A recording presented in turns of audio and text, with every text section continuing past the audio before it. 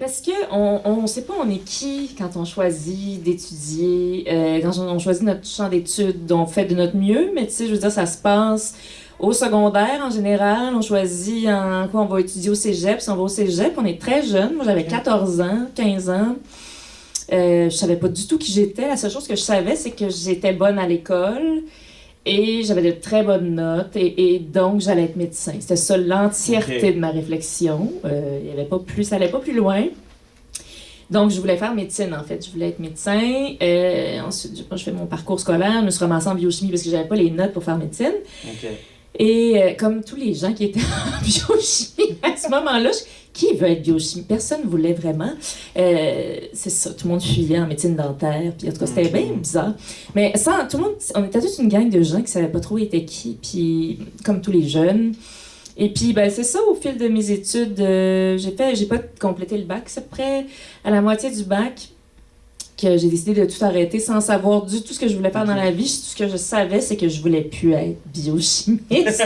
Mais tu sais, l'entièreté de ma vie, j'avais à cette époque-là 20 ans et avait été orientée vers les sciences. C'est pas mal tout ce que je connaissais. À part l'été, je travaillais comme aide-monitrice et monitrice dans les camps de vacances. Fait que c'est comme la partie, c'est comme ma vie cachée, mon autre vie qui me ressemblait beaucoup plus, qui ressemble exactement à qui je suis aujourd'hui. Mais pour moi, c'était juste des beaux étés très créatifs, à animer, à organiser des spectacles avec un galon de peinture brune puis une claque à la gueule. On n'avait aucun budget, rien, mais énormément de créativité, plein de gens dynamiques. J'adorais ça. Puis je revenais à l'école, puis j'étais comme un petit chien savant. Si on veut, c'était un peu ça. C'était un peu dommage. J'ai utilisé ces mots-là. Et c'est ça, donc quand j'ai tout arrêté, en fait, c'était une grande journée dans ma vie quand j'ai quitté la biochimie parce que le même jour, j'ai quitté mon emploi chez Tim Hortons. Alors, c'était une grosse journée à Longueuil, là. Il y a eu des décisions qui se sont prises. Je n'avais plus d'emploi, je voulais faire table rase, mais en n'ayant pas de projet. Puis c'était bien épeurant chez nous.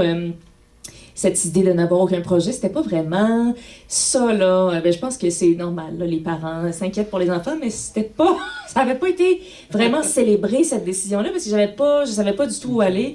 Puis j'ai des bons amis à moi qui, à l'époque, étudiaient en communication, tu sais, on était toutes jeunes, là, qui étudiaient là-dedans, m'avaient dit, ben, tu sais, il me semble que selon un peu ta personnalité, ça pourrait t'intéresser, regarde, voici... J'ai fait comme plusieurs cours, là, des cours de journalisme, de relations publiques, de rédaction. Puis là-dedans, il y avait des cours de pub dans le certificat que j'ai fait. Puis j'ai fait, ah, tiens, ça m'intéresse. C'était créatif. Puis je me suis lancée là-dedans. J'ai fait un bac par cumul. Puis je suis devenue conceptrice, rédactrice publicitaire. Et j'ai détesté ça.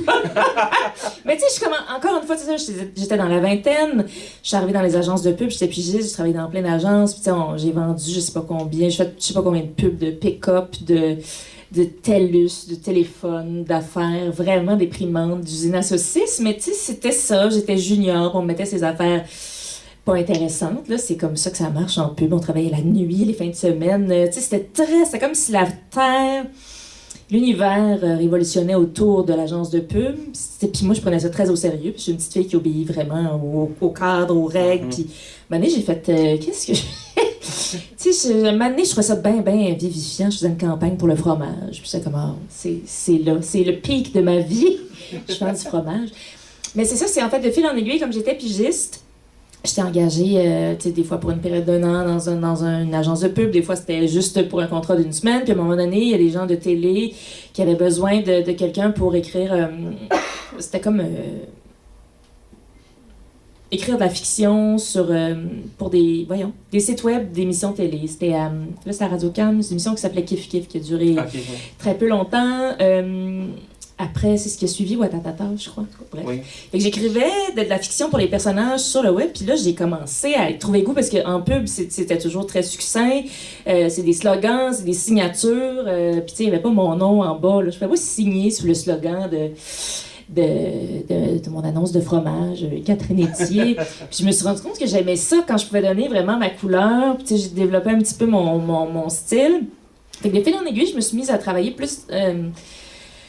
j'ai pris davantage de contrats qui me donnaient de la liberté en écriture. J'ai écrit des blogs, j'ai travaillé pour Occupation Double il y a très longtemps. Ah ouais? Absolument. Bon, oui, il faut tout faire ces affaires-là. C'est important pour savoir qui on est, qu'est-ce qu'on n'aime pas faire. Mais j'adorais ça. Mais je suis curieux de savoir c'est quoi que tu faisais pour Occupation Double. J'étais vraiment dans l'ombre. Alors moi, ça c'était en...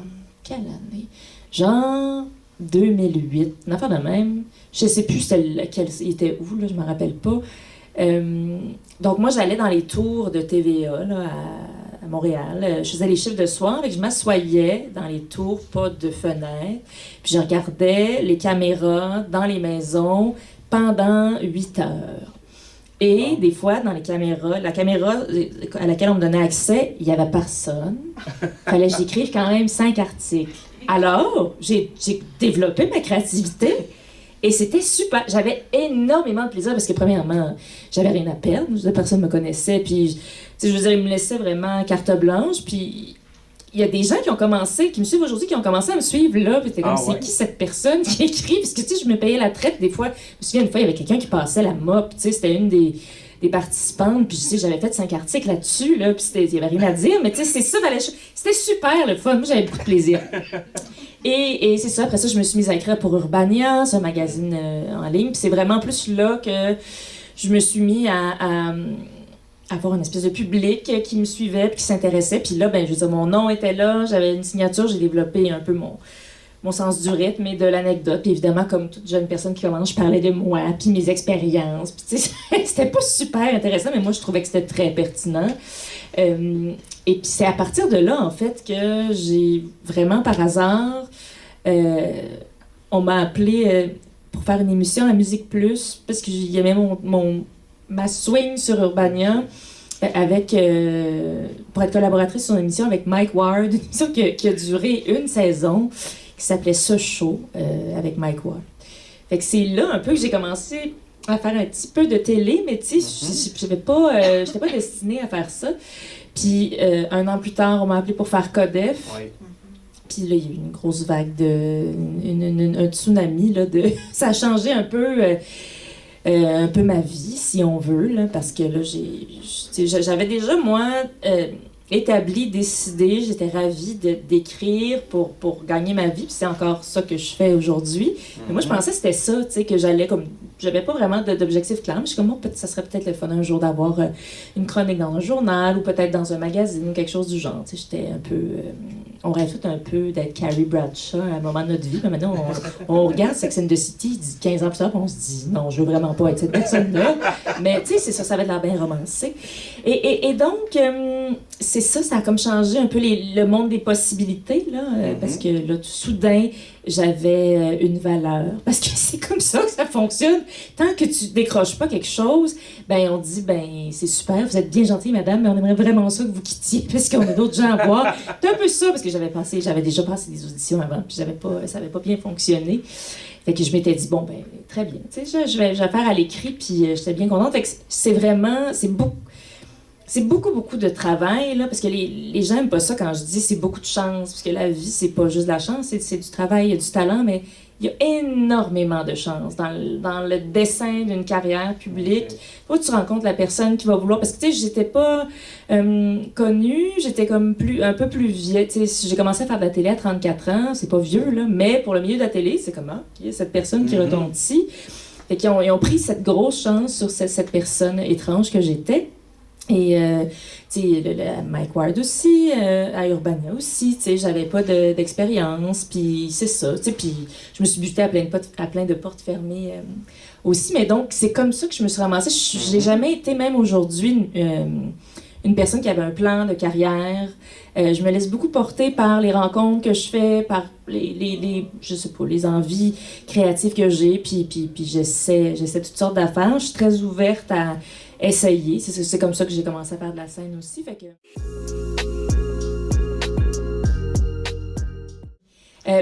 premièrement, j'étais emballée, j'étais très contente. C'était impressionnant, là, tu sais, quand t'as jamais fait ça, puis là, tu s'en vas dans ces studios-là, puis là, on te prend, puis là, t'es à côté d'une Mariana Mazza, oui. C'est beaucoup d'émotions. Et Catherine Levac, Virginie Fortin, Marina Bastarache, et Marie-Pierre Morin aussi. Et En fait, j'étais pas préparée à la vague d'amour, en fait, parce que c'est un public de jeunes adultes, adolescents, jeunes adultes, et l'émission a bien fonctionné. Puis, tu sais, je veux dire, quand tu fais ça, tu tournes ça, on était dans un garage, sur Papineau, puis tu sais, tu réalises pas vraiment quand tu fais ça que les gens vont t'écouter. C'est un peu nono, mais c'est vrai. En tout cas, moi, je le réalisais pas. Et c'est la vague d'amour, tu sais, à un moment donné, moi, j'étais comme un peu tout le monde à cette époque-là sur Instagram, là, pour mes amis, je faisais mes petites photos. Puis à un moment donné, je regarde, je suis comme, mais voyons, il y a 40 000 personnes qui me suivent, mais tu sais, comme du jour au lendemain, c'est devenu de plus en plus grand, puis j'avais des messages, les gens me reconnaissaient sur la rue, puis j'ai trouvé ça trop.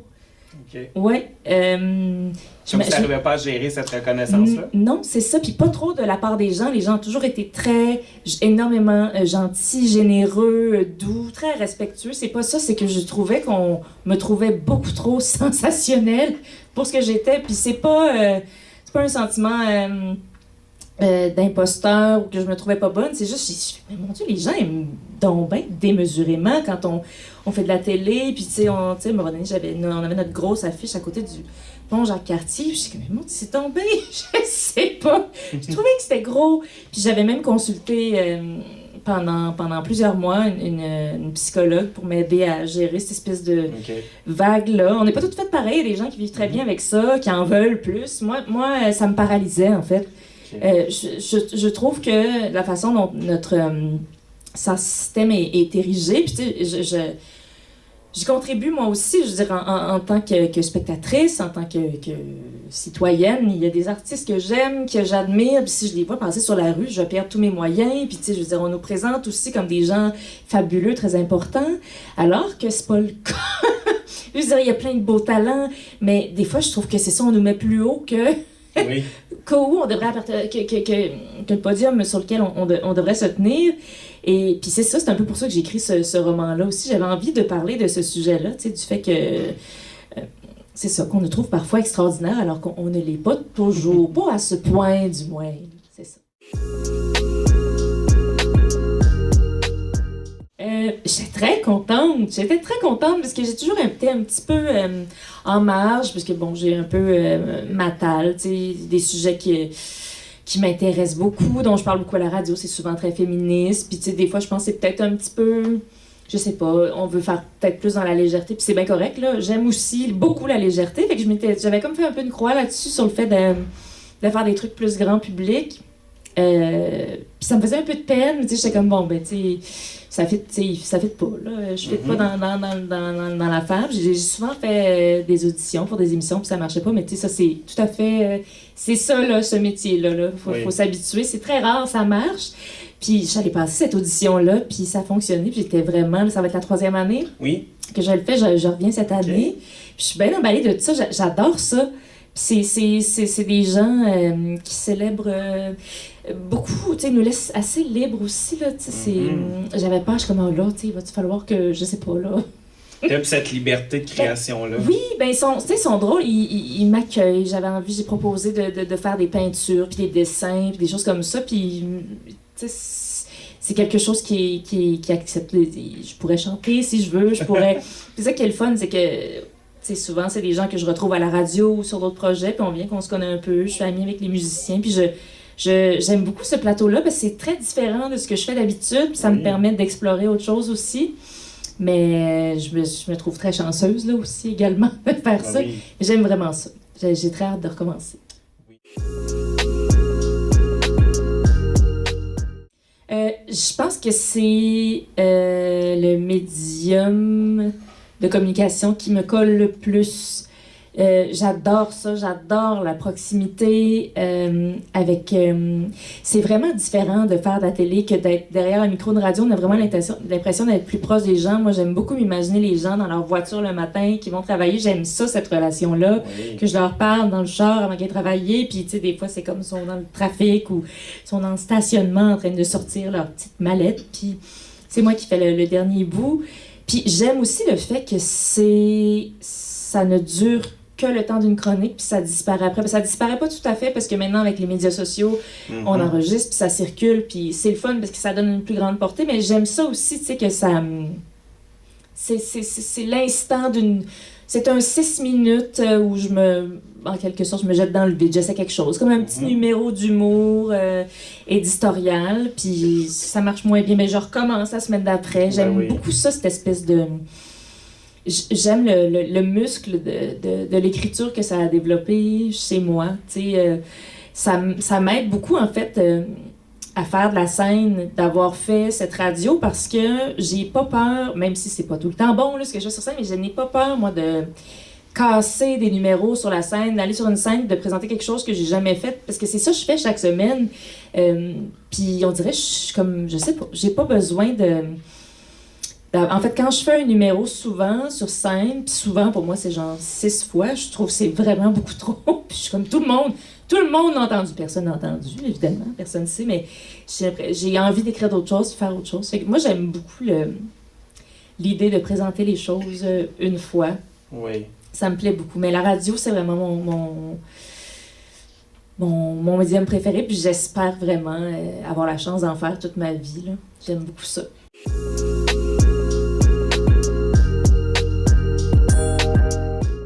Ben, ça m'avait vraiment beaucoup touchée, parce qu'en 2019, ça fait pas si longtemps, mais ça fait quand même, on dirait, une éternité, mais je commençais, puis même encore là, j'en fais un petit peu d'humour, là, je considère pas, puis c'est pas parce que, encore une fois, je me sens imposteur, c'est juste que je me considère pas complètement humoriste, là, c'est Catherine qui vient faire de la scène à l'occasion qu'on me laisse faire. Oui.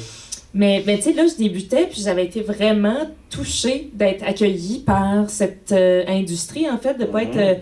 ah ouais, la fille, la fille de la télé qui est venue faire de la radio. Tu sais, des fois, on s'imagine les affaires, là, mais tu sais, c'est pas de même. J'avais peur d'être accueillie comme ça aussi dans le milieu littéraire, mais tu sais, je veux dire, après ça... Tout le monde a son parcours, puis je suis pas non plus... j'ai pas pu publier un livre parce que je suis la fille d'un roi, là. C'est parce que j'ai travaillé pendant des années à écrire toutes sortes de choses, puis ça m'a mené à ça, fait que j'ai essayé de m'enlever le... Puis des fois, je trouve que c'est... Tout le monde n'a pas les mêmes chances, tu sais. C'est certain qu'en publiant ce roman-là, j'avais déjà des gens qui savaient que j'existais, qui étaient curieux de savoir qu'est-ce que j'avais écrit, des gens qui... J'avais ma tribune, tu sais, depuis des années. Fait que je trouve ça dommage que, tu sais, certains de mes collègues qui sont plus talentueux que moi, qui écrivent des magnifiques choses. C'est vraiment... c'est un milieu très difficile, la littérature. Tu sais, il y a énormément de titres qui sortent chaque semaine, des milliers au Québec, du sudoku au livre de cuisine, à toute publication. Il y en a... Moi, je pensais pas qu'il y en avait autant. Fait que toi, tu sors ton roman, là, dans lequel tu as mis tout ton travail, ta sueur, ton sang, tes peurs, puis là, c'est précieux, là. Là, tu lances ça dans ce mer-là, puis si c'est pas la bonne semaine, ou une semaine où quelqu'un d'autre, ça, tu passes un petit peu c'est super cruel. Fait que c'est ça, je suis arrivée là-dedans avec une petite culpabilité, un sentiment de culpabilité. Ça va faire 1 an, là, il est sorti le 6 avril, puis je me rappelle, j'arrivais au Salon du livre de Québec, puis j'étais comme... Qu'est-ce que je fais ici? Est-ce que les gens me regardent croche? Genre, c'est ça. Mais finalement, tout le monde s'en foutait que je sois là. Bref. Je me souviens que c'est dans un lancement d'Urbania, j'avais écrit pour eux, qu'une éditrice de chez Stanké était venue me voir, m'avait dit « Est-ce que ça pourrait t'intéresser de publier un roman? » Je suis comme... L'idée me terrifiait, mais en même temps... c'était comme une espèce de rêve, là, comme tout le monde a ce rêve-là. Ben oui. D'être publié un jour. Et j'avais dit oui, certainement, j'adorerais ça. Puis c'est en 2015 que j'ai signé mon contrat d'édition.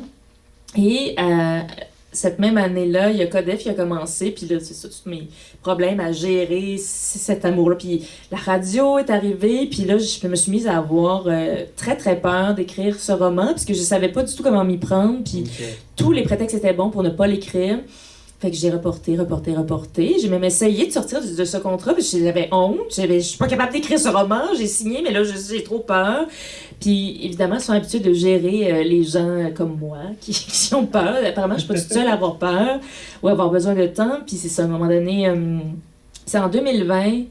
que la directrice de chez Stanké m'a écrit pour me dire « Catherine, j'espère que tu vas bien. Écoute, ton éditrice Marie-Ève a eu le temps d'avoir 2 enfants depuis que tu as signé ton contrat. Est-ce que tu crois que maintenant tu es prête? » Puis j'ai eu honte. J'ai dit « Oui, ben c'est la pandémie, alors je n'aurais que ça à faire. Finalement, j'ai jamais autant travaillé pendant la... J'avais vraiment pas du tout que ça à faire, mais j'avais trop honte. » Fait que je me suis mise vraiment... Tu sais, ça, c'était à l'automne 2020. Puis j'ai trouvé l'élan, le courage, mais aussi, tu sais, là, il était annoncé, fait que j'avais plus le choix. T'avais pas le choix, là. Je l'ai écrit vraiment dans la peur. OK. En 2021. Je l'ai écrit comme en... Je m'y suis vraiment mise comme au mois de mai, juin, en prenant plein de pauses, en allant me cacher en dessous du lit, en revenant, puis je l'ai fini en décembre 2021. Et ensuite, puis là, ma pauvre éditrice, ravie, tu sais, recevoir un manuscrit le 21 décembre. Super, merci, joyeux Noël. C'était comme, elle a passé ses vacances de Noël avec ça. C'est un cadeau. Ben, je sais pas, là, elle aurait aimé ça le recevoir avant, je crois, avec raison.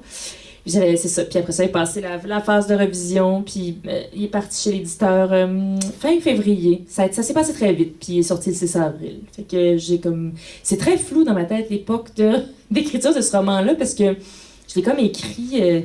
c'est comme si quelqu'un avait tiré du gun, puis genre la course commençait, puis je savais plus comment mettre mes running shoes. C'est vraiment ça qui s'est passé.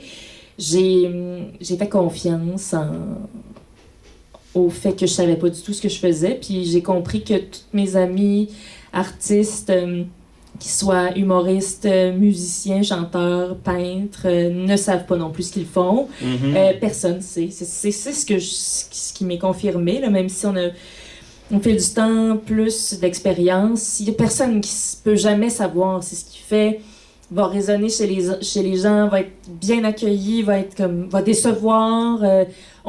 Ce qu'on sait, c'est qu'on fait toujours vraiment du mieux qu'on peut. Mm-hmm. Des fois, c'est très mauvais, mais on peut juste faire du mieux qu'on peut à ce moment-là de notre vie, puis faire confiance et espérer que ce qu'on a à dire va intéresser quelqu'un. Mais c'est ça, voilà. J'ai trouvé ça vraiment épeurant, écrire un roman.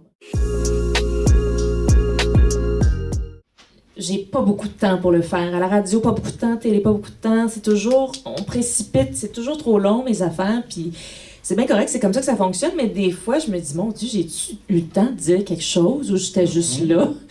Puis ce sujet-là, tu sais... J'avais pas envie de l'exploiter en 5 minutes. Puis aussi, tu sais, c'est particulier. Puis ça pourrait, il me laisserait. Mais tu sais, un vendredi matin... avant d'aller au travail, de se faire parler de la mort, peut-être c'est pas là le sujet winner idéal. Il y a peut-être une façon, mais tu sais, c'est ça. J'avais envie de passer, tu sais, le personnage principal de mon roman est très près de moi, mais tu sais, c'est pas... Il y a des gens encore qui m'écrivent pour savoir si je suis correcte, si ça va bien, puis je trouve ça extrêmement gentil, puis je comprends, parce que, tu sais, ce que j'ai écrit, ça vient vraiment de sentiments que j'ai vécu puis que je vis encore, mais je me suis servi de ça pour raconter une histoire, fait que c'est très intime. Je voulais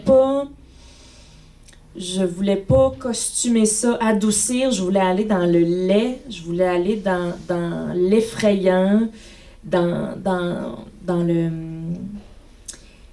l'inconfort aussi, parce que c'est pas des sujets qui sont confortables, ni pour la personne qui vit ça, que pour la personne qui le reçoit, quand on finit par être capable de formuler un mal de vivre, par exemple. Oui, parce qu'il y a même dans le livre, il y a un passage, un petit clin d'œil à l'entrevue de Hubert Lenoir, là, tout le monde en parle, là, on la reconnaît, là, cette entrevue-là. Là. Moi, ça m'avait vraiment, vraiment choqué, ça.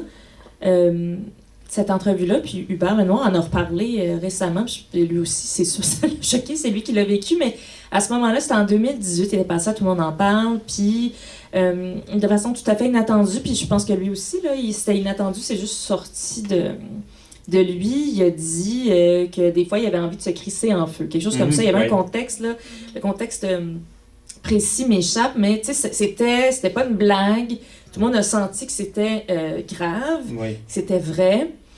Mais tu sais, Hubert est un grand artiste et quelqu'un qui est souvent, peut-être moins maintenant, mais qui est souvent reçu comme on recevait ou on reçoit encore Jean Leloup, c'est-à-dire wouhou, Ouais, lui, hein? Et- méchant moineau, puis on se rit un peu de ces génies-là. Puis là, ça, c'est sorti, puis la réaction du fou du roi, Danny Turcotte, qui m'aime pas beaucoup depuis que j'ai parlé de ça.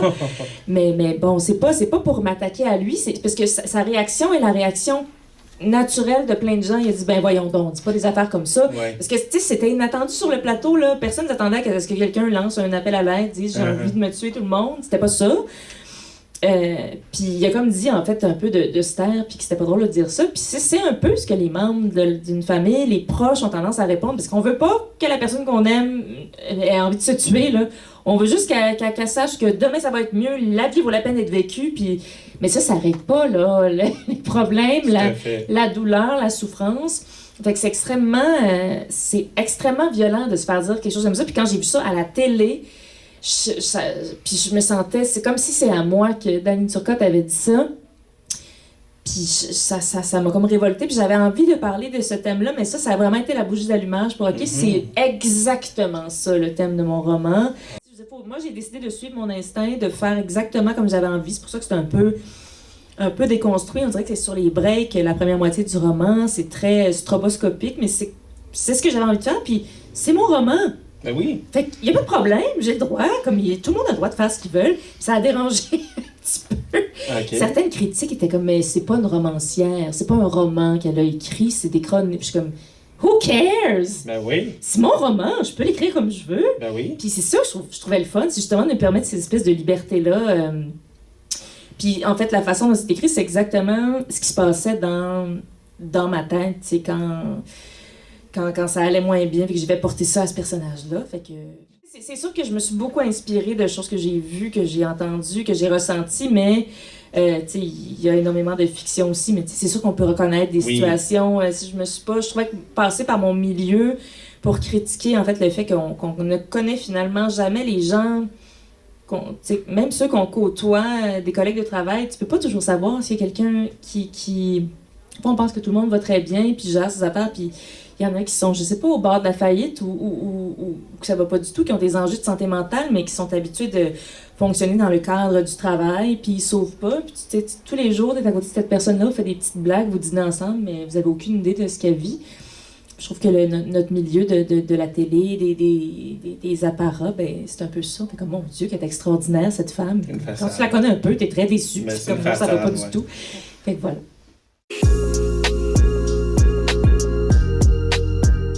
Ben, j'en ai un. J'ai un devoir, puis j'ai du pouvoir parce que j'ai une tribune. Puis, tu sais,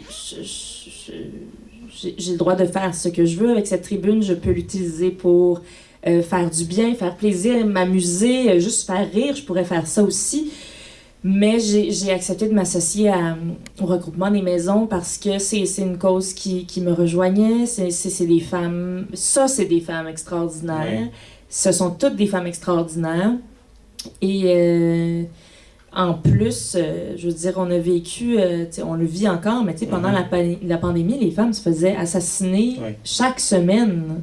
C'était terrifiant, ça l'est encore, mais il y a eu un moment en 2021, c'était l'hécatombe. On suivait autant le décompte que le nombre de cas de COVID. Là. Mais c'est ça, là. Puis c'est comme... Tu sais, qu'est-ce qu'on fait? Bon, on attend. Puis, tu sais, c'est comme la justice, on sait pas trop. Les femmes ont beau parfois aller voir la police, on peut rien faire. Faut attendre de mourir, là, pour qu'il se passe que... Mais tu sais, c'est comme, faut les dire, ces phrases-là, qui sont épouvantables, mais c'est ça. Moi, je suis allée au poste de police 2 fois, une fois pour moi, puis une fois pour quelqu'un d'autre, puis à chaque fois, on m'a dit, on est vraiment bonne chance. S'il y a quelque chose, appelez-nous. C'est comme, aïe, merci. Il faut arriver comme avec un couteau à steak de planter dans la patte pour être pris au sérieux. Il faut avoir des marques. Sinon, il n'y en a pas de violence. Puis là, il y a un projet de loi, je ne sais plus c'est quel parti qui l'a présenté, mais il y a un projet de loi pour lutter contre ce qu'on appelle le contrôle coercitif. C'est en fait toute forme de violence qui n'est pas la violence physique, donc apparente. Celle à laquelle on associe la violence conjugale. T'sais, on se dit, la violence conjugale, c'est des femmes qui mangent des coups de poing sur la gueule, qui ont des yeux au beurre noir. Mais la vérité, c'est que c'est une faible partie des femmes qui... Il y en a beaucoup trop, qui ont de la violence physique, mais il y a beaucoup de violence psychologique, sexuelle... Financière.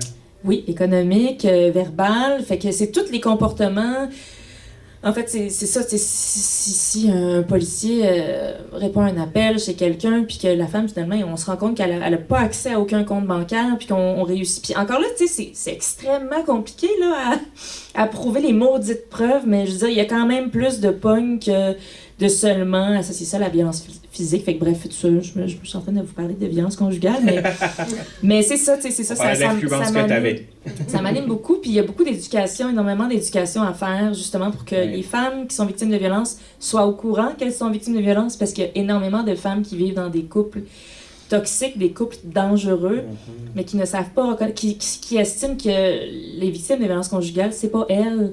Il y a des femmes bien plus mal prises que moi, tu sais, moi, bon, on est dans une mauvaise... Fait que c'est tout ça que j'avais envie de prêter ma voix à ça, parce que ça m'habite, puis ben, tu sais, c'est ça, j'ai la chance des fois d'écrire dans des journaux, ou tu sais, d'avoir mon micro.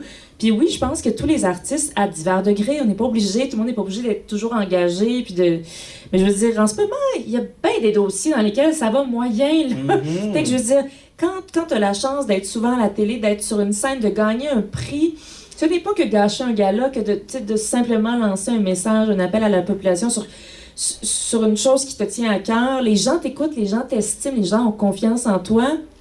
C'est raison de plus pour aider ceux qui ne sont jamais entendus. Là, quand toutes les caméras sont braquées sur toi régulièrement, il me semble que tu dois un petit peu de lumière aux gens qui en ont pas. Là. Fait que... C'est ça. Je trouve ça dommage. Les gens qui choisissent, ils ont absolument le droit, mais de vraiment rester dans... à ne pas s'intéresser à la politique ou ne pas aborder de sujet houleux parce qu'ils veulent pas... Je comprends, ça peut être extrêmement anxiogène puis violent, là, le ressac sur les réseaux sociaux ou juste d'avoir pris parole. C'est toujours épeurant, mais je veux dire, il y a des gens qui meurent de notre silence. On n'en meurt pas d'avoir dit quelque chose. C'est ça.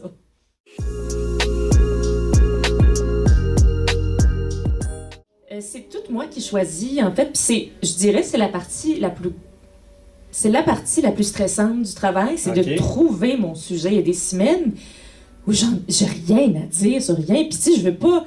Ma plus grande crainte, c'est de devenir cette personne qui est là à radio, peu importe, qui a une chronique dans le journal, mais qui a rien à dire, mais elle dit des affaires. Elle est là. Elle occupe de l'espace, puis elle existe, puis elle s'enorgueillit un peu de ça. Parce qu'il y a des semaines où, tu sais, puis je veux dire, ces temps-ci, là, on dirait depuis 3 ans, c'est presque une blague, là, les nouvelles qui... Tout nous est servi sur un plateau d'argent pour faire une chronique, mais ça va tellement vite avec les médias sociaux que chaque nouvelle est disséquée, déchiquetée, analysée, virée de bord de côté, des fois en 24 heures. Des fois, l'affaire est arrivée hier, on dirait que ça fait 3 mois qu'on en parle, qu'on n'en peut plus. Fait que c'est de trouver, tu sais, le vendredi, s'il y a quelque chose qui m'allume le lundi...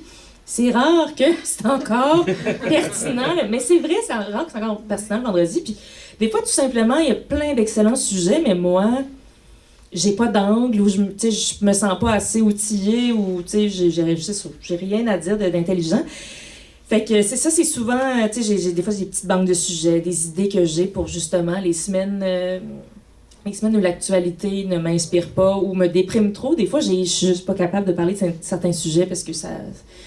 Je sais pas, là, ça m'affecte trop. J'ai l'impression, des fois, de juste faire des chroniques graves aussi. Puis je veux pas non plus que le monde fasse comme « Oh non, elle va nous parler de la mort. » Mais c'est ça, c'est la partie la plus longue. Après ça, quand j'ai trouvé, ben là, on dirait que le fun commence parce que, c'est ça, ça fait assez de chroniques que je fais pour savoir exactement, je sais quel nombre de mots je dois faire, puis c'est là que je commence à implanter mes petites idées de gag. Je pense à Paul qui était assis à côté de moi, puis là, j'ai le goût de le faire rire, puis tout ça. Fait que quand j'arrive en studio, c'est juste la partie plaisante. Le stress n'est pas là, parce que tout est écrit, tout est fait, puis je ne peux qu'être à la hauteur. Puis si je me rends compte en lisant que c'est un peu moins bon que je pensais, ben faut pas que ça paraisse, puis je vais jusqu'au bout, parce que c'est ça. C'est ce que j'essaie d'enseigner. J'enseigne un peu la chronique éditoriale à l'école de l'humour. Puis c'est ça que je dis aux étudiants, quand vous lisez votre chronique, quand vous faites une chronique, il faut que vous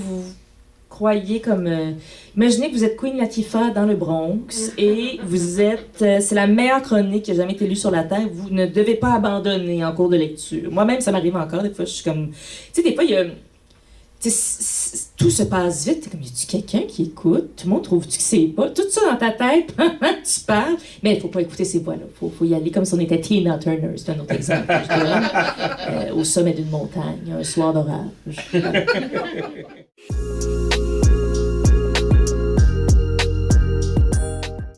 Oui, j'ai commencé en 2018. J'ai fait un numéro d'humour au festival Dr Mobilo Aquafest. Je sais pas si vous connaissez un peu. Ils m'ont invité parce qu'ils trouvaient que j'étais un peu une espèce de personnage à la radio. Puis ils ont dit, j'ai jamais fait ça.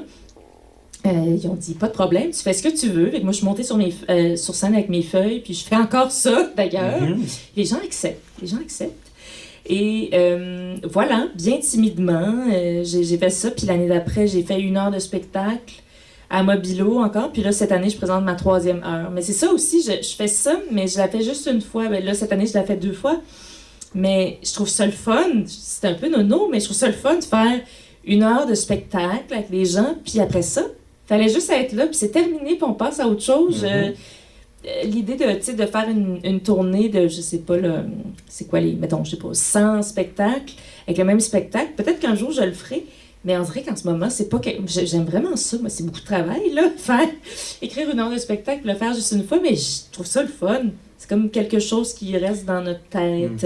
C'est juste un souvenir. Fallait être là, puis après ça, on part sur un autre projet.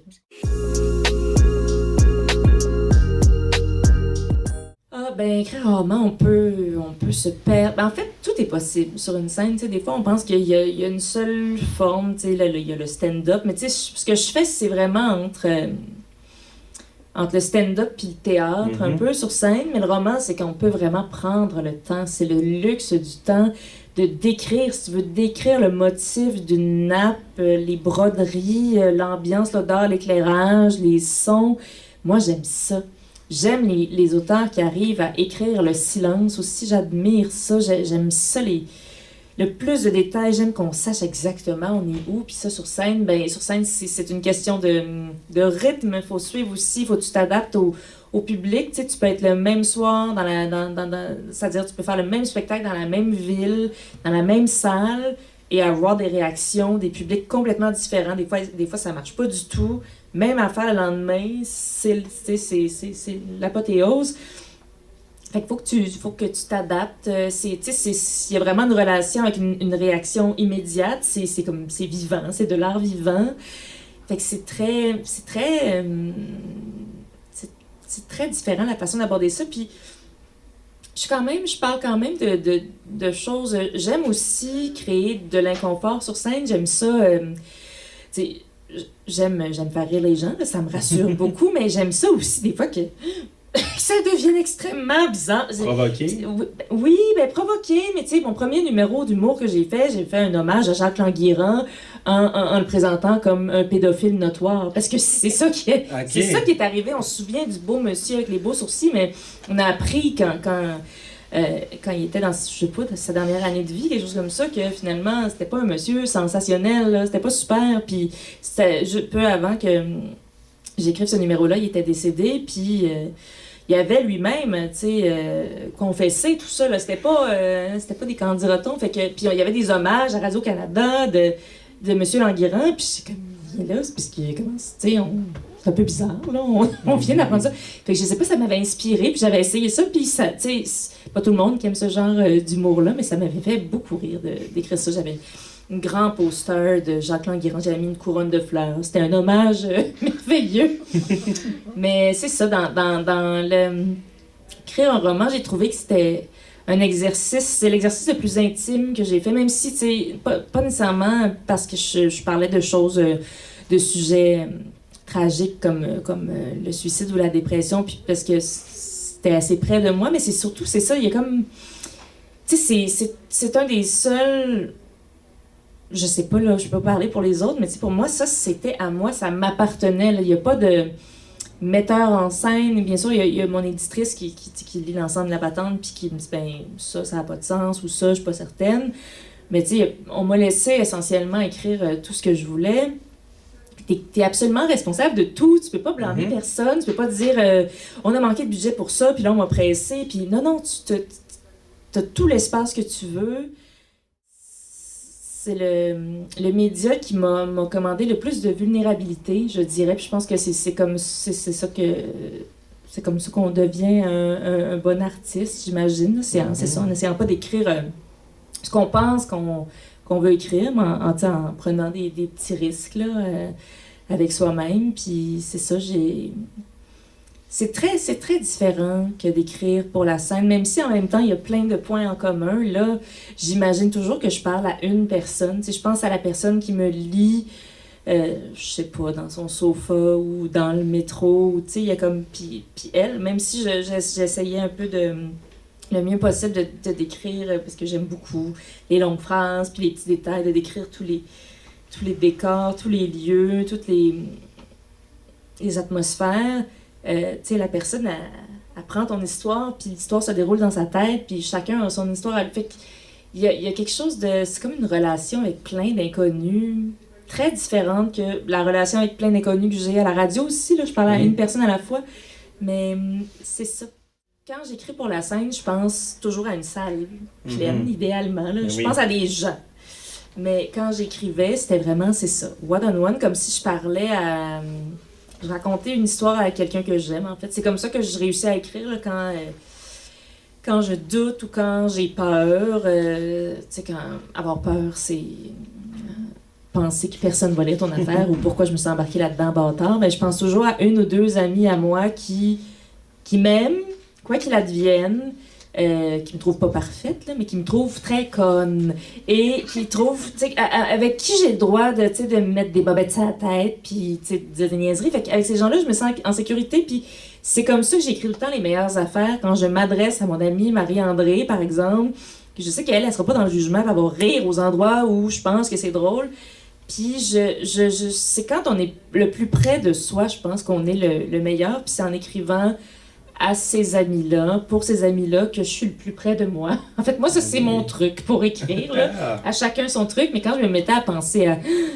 Mais là, quand on va me lire, est-ce qu'on va dire, mais mon Dieu, mais qu'est-ce que c'est ça? C'est cette chroniqueuse radio qui écrit des romans, puis là, c'est pas l'histoire que je voulais lire, puis c'est ça. Tu trouves, finalement, c'est encore un autre processus pour trouver une raison pour arrêter tout ça, puis pas le faire.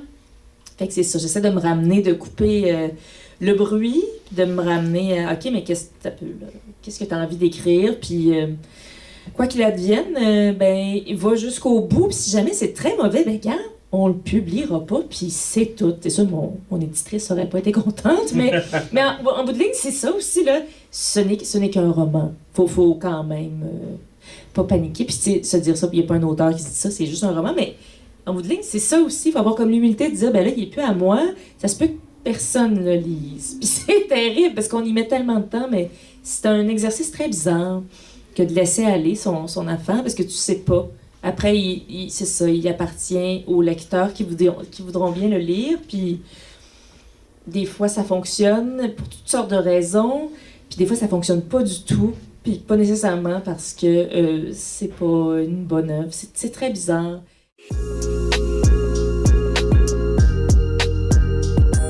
Ah, mais c'est sûr, parce que, tu sais, je veux dire, il y a quelques auteurs au Québec qui vivent de leur écriture. C'est très rare, parce que les auteurs reçoivent parfois, pas toujours, mais en général, maximum 10% de les ventes de livres. C'est très peu. Oui. Puis on en vend très peu aussi. Moi, j'ai eu un superbe accueil. J'ai été très chanceuse.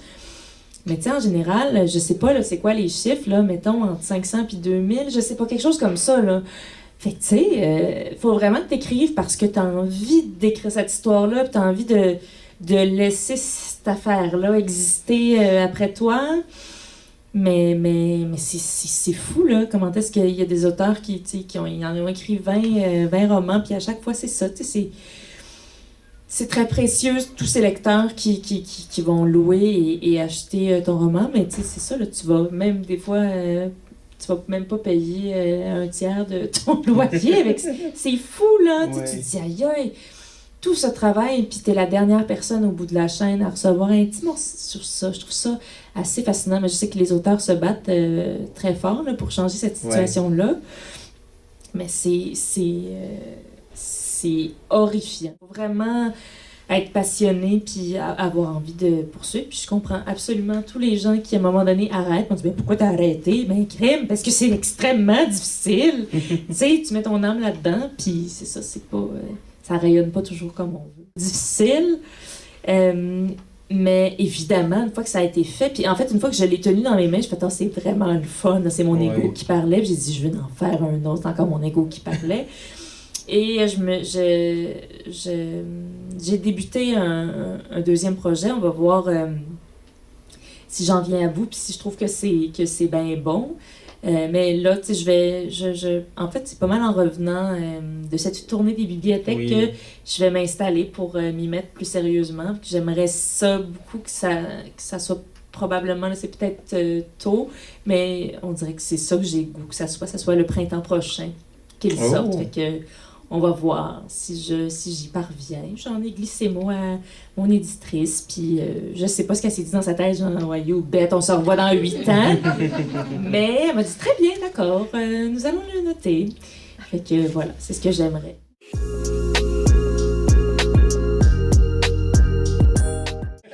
C'est quoi mes autres projets? Ben là, je suis en train de terminer d'écrire le spectacle pour le Docteur Mobilo Aquafest qui s'appelle Araignée du soir. Ça va être le 8 juin et le 3 juin aussi. Je devrais le dire le 3 juin et le 8 juin. Et sinon, honnêtement, je ne sais pas. Mais tu sais, c'est déjà beaucoup, tu sais, il y a ce spectacle-là, mais tu sais, moi, ce que je veux vraiment faire, là, c'est écrire ce roman-là. Oui. Alors, c'est ça, tu sais, il y aura sans doute encore de la radio. Je sais pas si je vais faire de la radio cet été. On sait toujours un petit peu de temps avant que la saison commence. Fait que je sais pas, tu sais, je suis toujours bien ouverte à ce que finalement on me demande pas. Je sais pas. Fait que peut-être de la radio cet été, mais sinon, tu sais, c'est ça va être un grand test pour moi que d'écrire un deuxième roman parce que, je veux dire, là, c'était-tu un amalgame de... Tu sais, oui, c'est un amalgame de chance, mais comme, je suis capable? Je pense que oui. J'aimerais vraiment ça, devenir une meilleure autrice, puis m'installer dans ce milieu-là. Là, c'est quelque chose que j'aime beaucoup, puis je me dis peut-être que je vais écrire toute ma vie comme ça, je sais pas. Fait que j'ai envie vraiment de tout de suite accorder. J'ai ralenti les activités ailleurs pour justement me consacrer un peu plus à l'écriture, puis la radio aussi en même temps. Là. Fait que pour écrire, il faut avoir du temps. On n'a pas le choix. Effectivement. Fait que les projets, c'est ça pour l'instant, oui.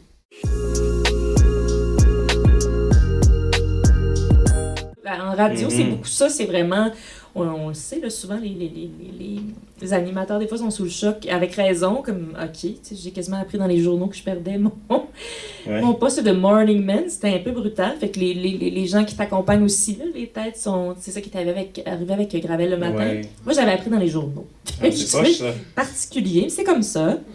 Fait que voilà, mais tu sais, je pense que ça se passe très bien pour Patrick Masbourian, j'espère, en tout cas, que ça va se poursuivre longtemps. J'adore cette équipe. Mais c'est ça, on sait jamais, puis la télé, ben on sait jamais non plus. Fait que là, je suis contente, je sais que je reviens pour Bonsoir, bonsoir. Fait que c'est toujours un peu... j'ai des collègues qui font les mêmes choses que moi, puis eux sont vraiment entreprenants, tu sais, ils se planifient, ils bâtissent des projets. Moi, je suis toujours tellement occupée que je suis vraiment...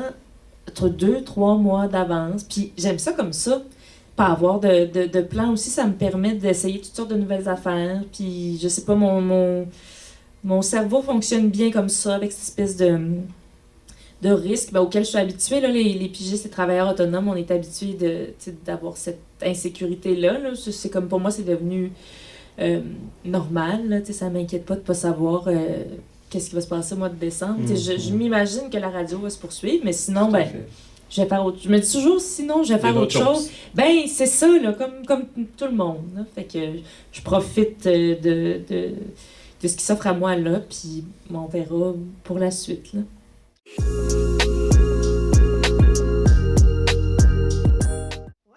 Ben, ça a été quelque chose... Moi, je suis très...